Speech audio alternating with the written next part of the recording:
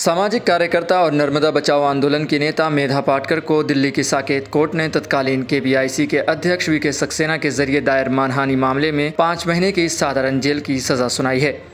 साथ ही metropolitan magistrate Raghav Sharma Patkar ने 10 लाख रुपए का जुर्माना भी लगाया है। मेधा पाटकर को यह मुआवजा दिल्ली के एलजी वीके सक्सेना को देना होगा। दिल्ली की इस अदालत ने इस मामले में 24 मई को ही पाटकर को दोषी ठहराया था। मीडिया रिपोर्ट्स के मुताबिक पाटकर ने अपने ताज़ा बयान में कहा है कि उनका किसी को भी बदनाम करने की अभिलाषा नहीं थी और वो इस फैसले को चुनौती देंगी। ये कानूनी विवाद सन 2000 से दिल्ली के एलजी वीके सक्सेना और मेधा पाटकर के दरमियान चल रहा है। तब मेधा पाटकर ने अपने और नर्मदा बचाओ आंदोलन एनबीए के खिलाफ एक विज्ञापन प्रकाशित करने के लिए वीके सक्सेना के खिलाफ मुकदमा दायर किया था। उस समय अहमदाबाद स्थित NGO council for civil liberties के प्रमुख रहे सक्सेना ने 2001 में एक टीवी चैनल पर उनके खिलाफ अपमानजनक टिप्पणी करने और मानहानिकारक प्रेस बयान जारी करने के लिए पाटकर के खिलाफ 2 मामले भी दर्ज किए थे। 2003 में सुप्रीम कोर्ट के आदेश पर यह मामला दिल्ली स्थानांतरित कर दिया गया। 24 मई 2024 को दिए अपने फैसले में अदालत ने कहा था कि पाटकर ने उस प्रेस विज्ञप्ति में सक्सेना को बुज़दिल, एक ऐसा व्यक्ति कहा था जो देशभक्त नहीं है, जो हवाला लेन देन में शामिल है, बताया गया।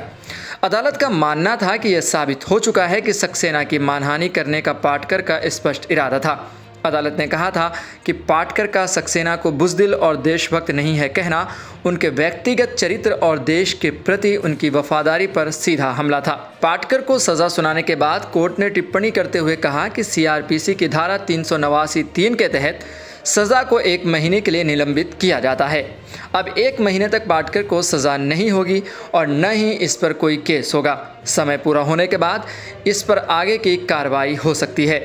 कोर्ट ने कहा कि शिकायतकर्ता को मुआवजा दिया जाएगा, फिर आप अपनी इच्छानुसार इसका निपटान कर सकते हैं।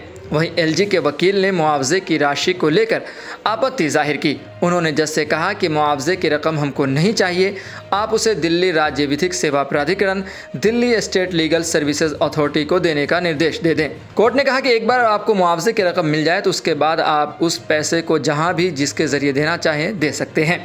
सज़ा सुनाए जाने के बाद मेधा पाटकर ने कहा कि सत्य कभी पराजित नहीं हो सकता। हमने किसी को बदनाम करने की कोशिश नहीं की, हम सिर्फ अपना काम करते हैं। हम अदालत के फैसले को चुनौती देंगे। मेधा पाटकर को नर्मदा बचाओ आंदोलन के संस्थापक के रूप में जाना जाता है, जिसे सरदार सरोवर बांध परियोजना से प्रभावित लोगों के हितों के लिए संघर्ष करने के उद्देश्य से बनाया गया था। वो भारत के Tata institute of social sciences में पीएचडी छोड़कर दलितों, आदिवासियों और अन्य तबकों की मदद करने के लिए एक्टिविस्ट बनी थी। 2014 में वो आम आदमी पार्टी से भी जुड़ी थी और पार्टी के टिकट पर लोकसभा चुनाव भी लड़ा था, लेकिन वो हार गई थी और बाद में उन्हें पार्टी भी छोड़नी पड़ी। बीते कुछ सालों में वो किसान आंदोलन से भी जुड़ी थी। आप इस मामले पर क्या सोचते हैं? आपकी क्या राय है? हमें कमेंट बॉक्स में ज़रूर बताएं। ऐसी ही खबरों के लिए देखते रहें सहारा समय का समय डिजिटल।